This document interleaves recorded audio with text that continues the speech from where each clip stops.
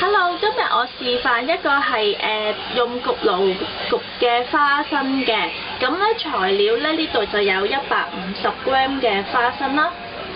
咁咧焗之前咧就揀一揀佢，見到啲唔靚嘅花生啊，呢啲咧可以攞起佢先啦。咁依家示範啦。咁咧焗花生咧，咁我就用咗呢一個爐，呢一個轉爐嘅。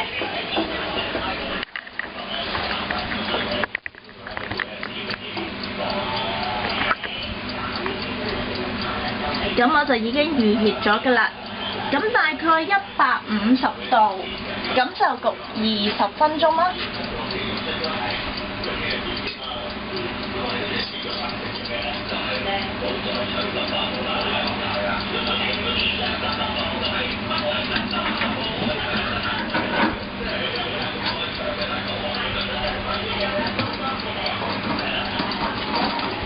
咁因為冚埋蓋嘅話咧，咁就影唔到，會好反光嘅。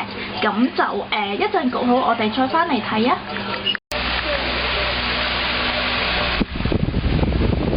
咁依家咧啲花生咧已經吹凍咗㗎啦喎，咁用咩吹咧？就係用個風扇去吹啦。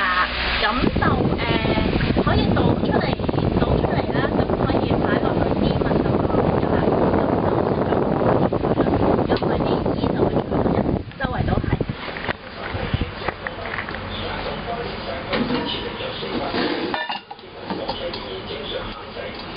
咁咧，如果你有啲生嘅花生咧，咁就可以對比翻啦，倒出嚟啲聲係好清脆喎。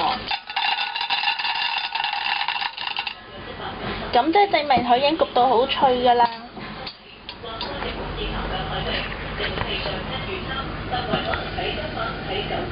多謝晒你哋嘅收睇，拜拜。